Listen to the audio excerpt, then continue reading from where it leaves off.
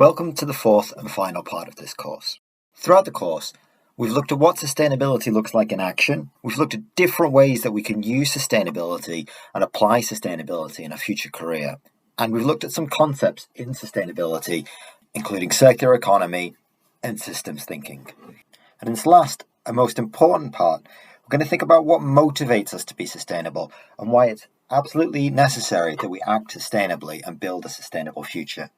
Not just for ourselves and our local community, but the global community, the global population, and the global environment and climate. Because at the end of the day, the most important thing to do with sustainability is get out there, make some changes, and educate ourselves and others on sustainability. And these tie into the concepts of global citizenship and education for sustainable development that we explored in the workbook. In this video, we're going to hear from some students at the forefront of global citizenship and education for sustainable development. And we're going to talk about what motivates them to do what they do. And then we're going to return to some of the sustainability champions we've spoken to in this course and get their advice on how to get started in having a positive change on the world. And while watching, think about your own personal motivation. What motivates you? What drives you to be a more sustainable individual? And then after this course, use that motivation to go out and make a change in the world, either through some action or educating others or any of the types of initiatives we've talked about. Hopefully this course has given you a nice toolkit of different ways that you can approach sustainability. But again, the most important thing to do is keep sustainability in your mind and educate yourself about what impacts your choices and actions have on all those different levels that we've talked about throughout the course. So think of this course as your new passport to go out, become a global, sustainable citizen, and become a positive change in the world. Hi, I'm Katie. I'm a second year PhD student at Manchester Metropolitan Uni. My undergraduate degree was in education studies, which I completed before moving on to the Masters in Social Research, which was part of a doctoral scholarship. So I've been given a few questions relating to global citizenship, which I'm going to talk about now. So what kind of work do I do relating to the global citizenship? So I'm currently working in a food bank as a volunteer, which I've done for the past 5 years now. And this is where I'm doing my research as well. You might have heard quite a bit about food banks in the news, but just for context, a food bank is a place where people who are experiencing food insecurity can go to get a food parcel. And the food in these parcels have been donated by the public and sometimes by local businesses as well. So what have food banks got to do with global citizenship? Well, food banks are visited by people from a huge variety of different backgrounds who've all got their own life stories. The people who visit the food banks, they're often experiencing quite complex forms of marginalisation, hardship and injustice. For a while, I felt angry about what was happening in my local community, that people were in these sorts of positions, and I just wanted to help. But I think after a while, I started to think, well, I don't just want to be a benevolent volunteer, and I started to think about what else a food bank could become. This positioned the food bank as a possible place for global citizenship because of the many different people who visit and work there, they've got so much knowledge which could potentially be shared. And also, there's so many different experiences and viewpoints which come together, which could be mutually engaged with. So yeah, I'm looking at how a food bank could potentially hold a critical space where people can engage in mutual learning, dialogue, and challenge issues on a local and global level too through global citizenship.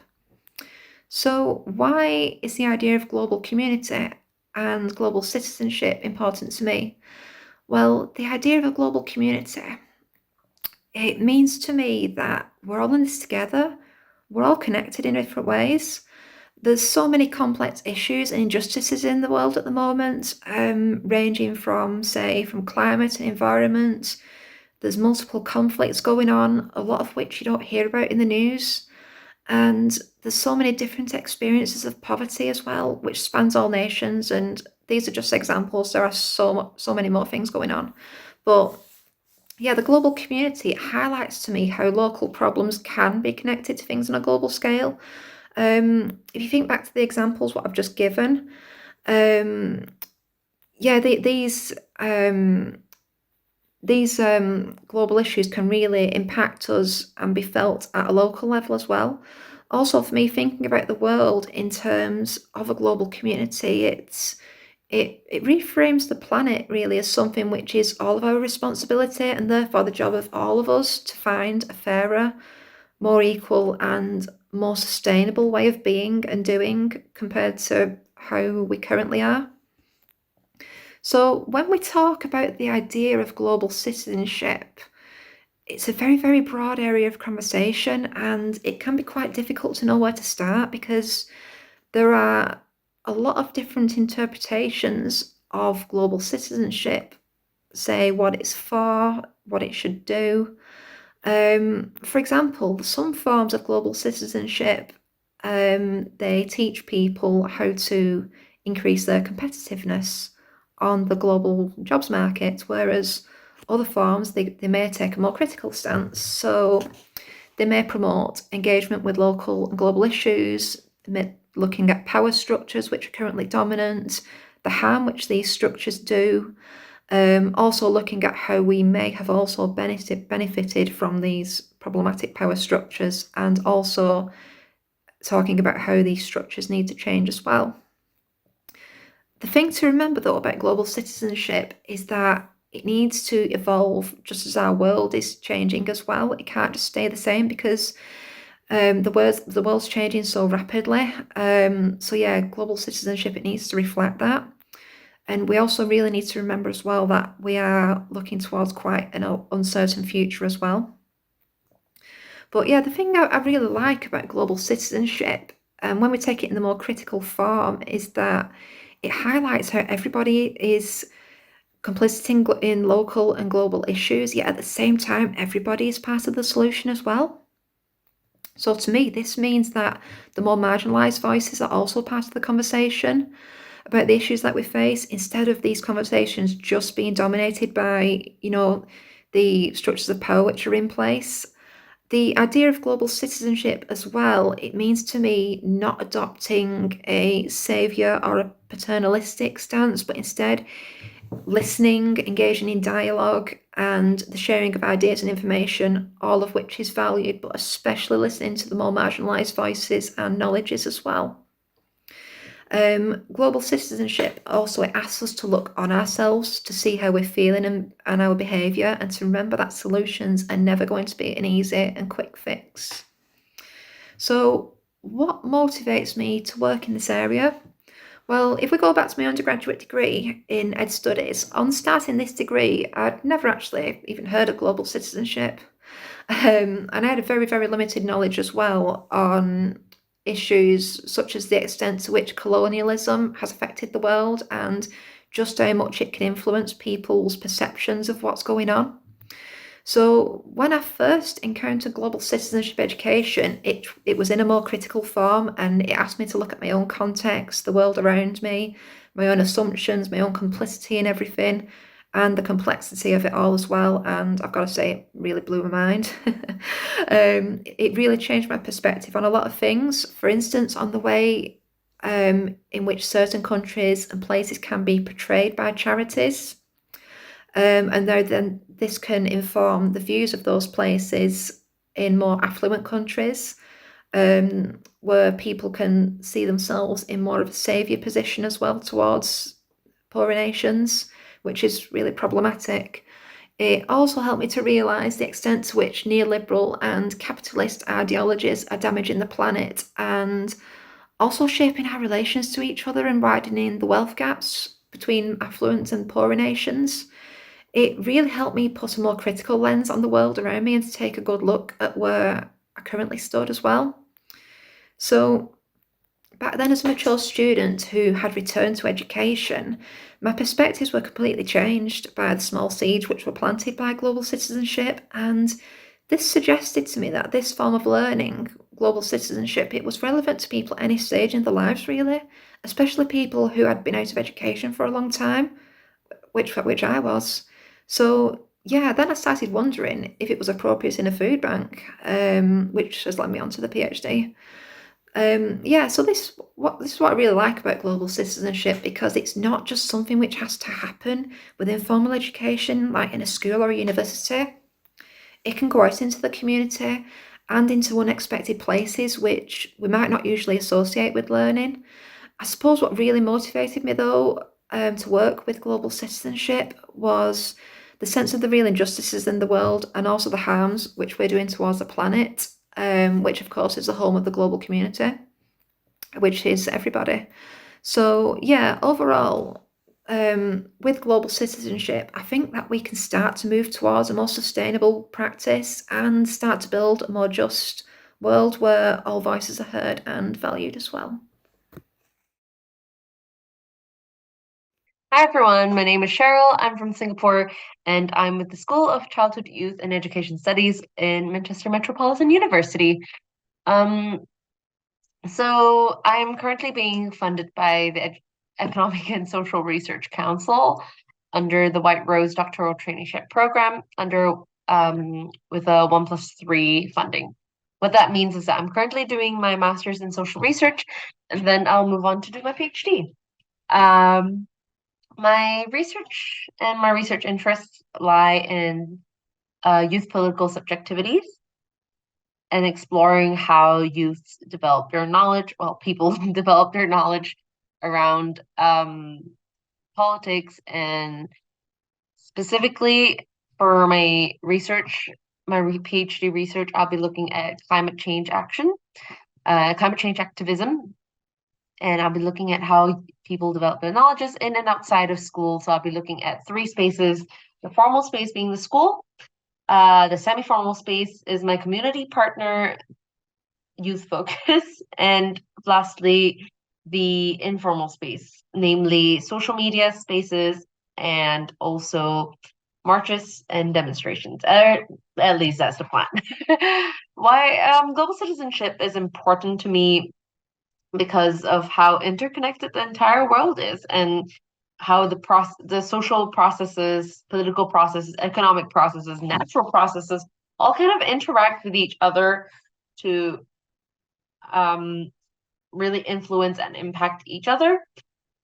So to me, at the heart of what I am interested in is the relationships people have, both to each other and to nature and to the world around them, and how that really changes, how that could impact the way education in a broader level, not just in school, um, is change, like the knowledge people get and the meanings that they constantly create and derive from their interactions, and how that can impact and also hopefully change the world as is.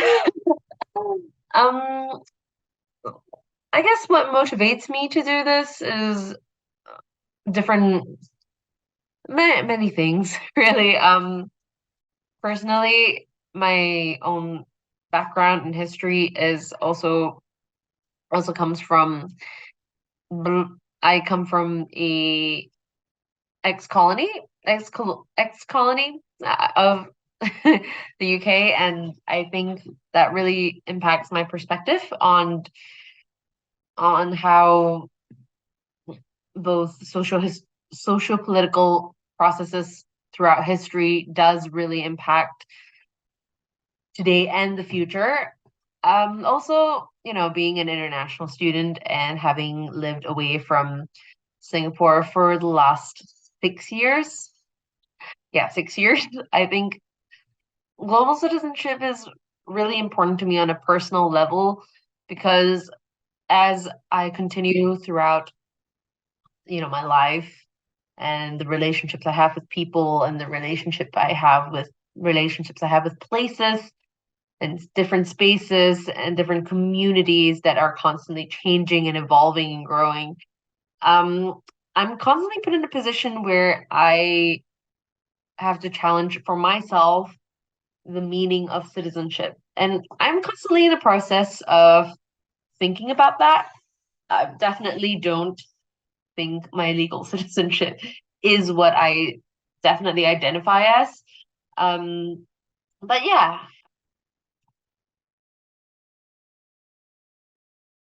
Projects such as the Making Matters project in China and the Crafting Futures project working in the Philippines. And we also did some work in Argentina as well. We're very aware of the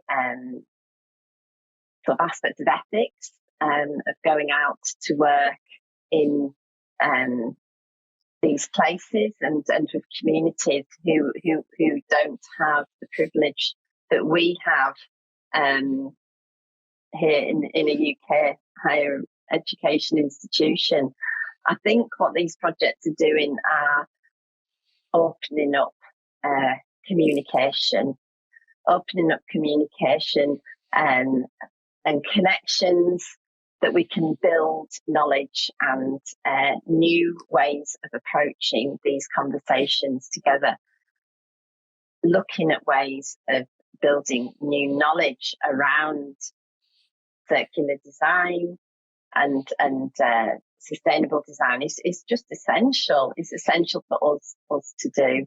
So that's why we're doing these projects, to increase our knowledge and understanding, and to increase our network, and to build in this kind of emerging but absolutely vital area of practice. I come from the design department, and we are really looking at how design can be a force for good, how design can enable good things to happen for the future of the planet, for communities and for societies. So teaching and embedding circular design is absolutely essential. And we're doing the work in universities currently. We've done the work in communities. And I think possibly the next step really is to do work with schools. That's probably what's coming next. I think, I mean, it's already happening, but at sort of a systemic level, circular design thinking is something that has to be embedded from the off. But it's new ways of thinking, it's new skill sets, and it's new knowledges, and it's seeing design as a connected system. It's seeing design as a globally connected system, and thinking in that way does take a bit of work. So that's what we're doing within our teaching, within the design department, but also getting involved in these projects with our partners internationally to start connecting up and to have these conversations. So collaborative online learning projects are such a brilliant way to do this, because they're a sort of a new space to discuss these ideas. They're really low impact because we work from home, and that everyone's sort of situated in their place, and that we come together, have these conversations, share and learn. We learn so much because everyone in different places in the world has different issues, different concerns, and we're able to sort of bring those together and learn, basically.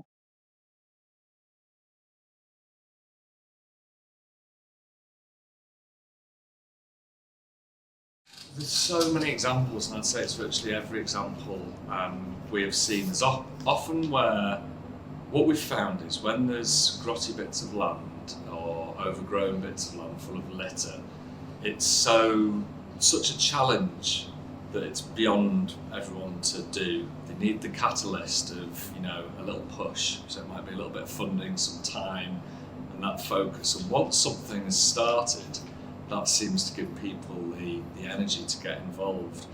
And there's some fascinating things, like it is infectious, it rubs off on people. And where I lived once, they had a huge garden that was a former allotment. It was built as a garden city layout. And they'd all fallen out of use and were just grassed over or tarmacked over. And I found it ridiculous that I had to wait 10 years to get an allotment, or if I had one, I had to cycle so far to water my tomatoes. So I started building raised beds and I started growing stacks of food. And then the neighbours started what they called getting cabbage envy. It sounds ridiculous. And they saw me walking indoors with courgettes and cabbages on my shoulders, and peas coming out of my ears and that sort of thing. So they wanted to get involved. And through that process, we realised they had skills. They were good at engaging people. One chap was good at building stuff. And it turned out that it created a little oasis of food growing on our estate. And one chap would go around and grow potatoes in an old woman's garden, and he'd keep half of them and give her half of them because the grass was doing nothing. So it's quite amazing when you just start planting something or cleaning something up, what that leads to, even planting a tree.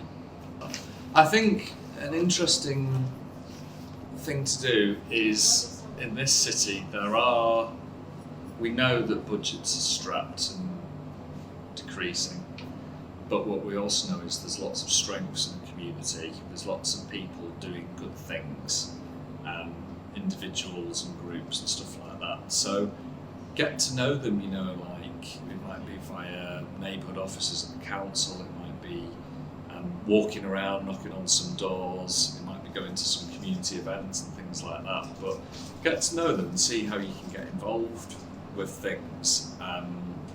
It always begins voluntarily, but that's fun, isn't it? You can get involved and help a community group out, of which there are stacks that need help.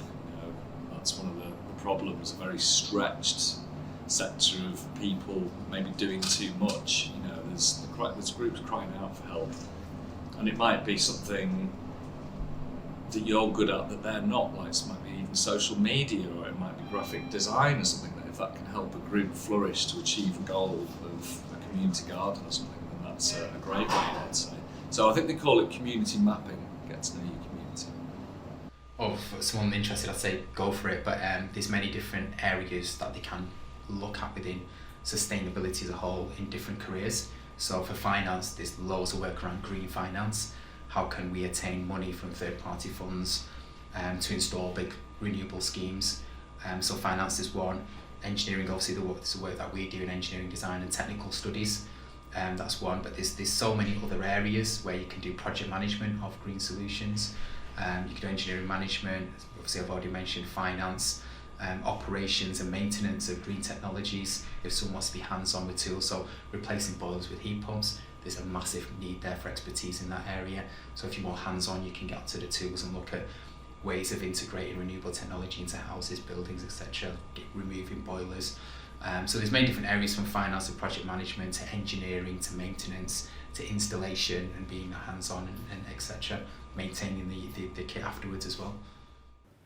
I'd say just get started, which sounds really okay. But I'd say just start, just do something little and see where it goes. We started by just going to community centres and using irons and plastic bags, and also just get to know the people around you. Get to know your community, get to know the other businesses that are doing it. There's so many, and we learn about new ones literally every single day. So many people around, and everyone wants to get to know you, and the more people you know, the more connections you build, and that's really how it all works. And that's one of the most essential skills I'd actually say has helped us, is just literally networking and knowing people. So just start, trial and error, see what works, see what doesn't.